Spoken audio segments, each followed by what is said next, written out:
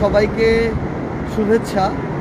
আমরা গতকালকে আরেকটা আমাদের 25 সালের 5ই অগাস্ট এসেছে, আজকে 6ই অগাস্ট।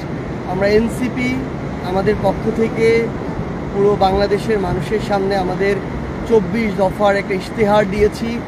এই 24 দফার ইশতেহারে 21 নম্বর যে দফা, সেখানে ছিল যে জলবায়ু সহনশীলতা এবং নদী ও সমুদ্র রক্ষা।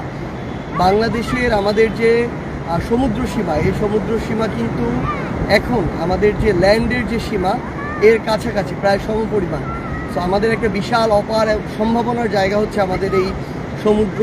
এখন সবচেয়ে গুরুত্বপূর্ণ হচ্ছে এই সমুদ্রকে, এই ব্লু জিনিসটাকে আমরা কীভাবে ব্লু ইকোনমিতে পরিণত করতে পারি, আমরা কিভাবে আমাদের এই যে বায়োডাইভার্সিটি জীববৈচিত্র্য রক্ষা করতে পারি, আমরা কিভাবে আমাদের জায়গা থেকে আমাদের এই যে সমুদ্র তীরবর্তী যে মানুষেরা রয়েছে তাদের যে সাস্টেইনেবল একটা জীবন ধারণ সেটা নিশ্চিত করতে পারি। কিংবা আমাদের খুব স্বাভাবিকভাবেই আমরা দেখছি যে গ্লোবাল ওয়ার্মিংয়ের কারণে সমুদ্রপৃষ্ঠের যে উচ্চতা সেটা বৃদ্ধি পাচ্ছে, পৃথিবীর তাপমাত্রা বৃদ্ধি পাচ্ছে। তো এর ফলে কিন্তু আমাদের সমুদ্র উপকূলীয় বিশাল একটা জনগোষ্ঠী অদূর ভবিষ্যতে, আমরা যেটা প্রত্যাশা করি না তেমনটি হতে পারে যে সেই আমাদের ভূমিগুলো কিংবা বসত বাড়িগুলো সমুদ্র গর্ভে চলে যেতে পারে। তো সেই জায়গায় আমাদের প্রয়োজনীয় ব্যবস্থা নেওয়া এবং আমাদের এ সকল জায়গা থেকে সরকারের কিছু গুরুত্বপূর্ণ দায়িত্ব রয়েছে। যেমন এই যে পূর্বাভাসগুলো দেয়া হয়, এগুলো যেন অন্তত একটা নির্ধারিত সময়ের পূর্বে দেয়া হয়, যেন এর ফলে মানুষের যে ক্ষয়ক্ষতি হওয়া এটা যেন কমে আসে। ওইটুকু জায়গায় আমাদের সক্ষমতা অর্জন করা প্রয়োজন। আমাদের এই সমুদ্র, আমরা এখন কক্সবাজারে আছি, এই সমুদ্রটাকে যেন আমরা আমাদের সম্পদে পরিণত করতে পারি। সর্বোচ্চ ধরনের খনিজ সম্পদ থেকে শুরু করে এগুলো যেন আরোহণ করতে পারি এবং এই আহরণটা যেন খুব স্বাভাবিকভাবে সাস্টেইনেবল ওয়েতে হয়, এগুলো আমাদের নিশ্চিত করা প্রয়োজন। এবং আমাদের দিন শেষে যদি আমরা আমাদের নদীকে রক্ষা করতে পারি, সমুদ্রকে রক্ষা করতে পারি, আমরা মাছে ভাতে বাঙালি বলতাম নিজেদেরকে, সেই আমাদের মৎস্য সম্পদের যে বিশাল এক আধার সেটা কিন্তু আমাদের নদী এবং সমুদ্র, এবং আমাদের যোগান আসে এখান থেকে। সো আলটিমেটলি আমাদের সব কিছু জীবন ধারণ, চলাচল, বসত বাড়ি, খাওয়া দাওয়া, লাইফস্টাইল আমাদের নদী এবং সমুদ্রের সাথে জড়িত। আমাদের এই জন্য আমরা মনে করি যে আমাদের এই টেকসই নদী এবং সমুদ্র আমাদের দরকার। এবং দিন শেষে আমাদের এই যে জলবায়ু, আজকে আমরা দেখতেছি যে কক্সবাজারে যেখানে সেখানে কয়েকটা ইট পাথর বালি এনে বিভিন্ন বিল্ডিং তুলে ফেলা হচ্ছে, কোনো ব্যবস্থাপনা নাই। যেখানে সেখানে মানুষ জমি দখল করছে, যেখানে সেখানে সরকারিভাবে সরকারের বিভিন্ন লোককে টাকা দিয়ে অবৈধভাবে লিজ নিচ্ছে। আমরা দেখছি যে সমুদ্র সৈকতের পারে এখানে প্রাচীর দেয়া হচ্ছে, আমরা জানি না এগুলো কোন গবেষণার ফলাফল আসলে।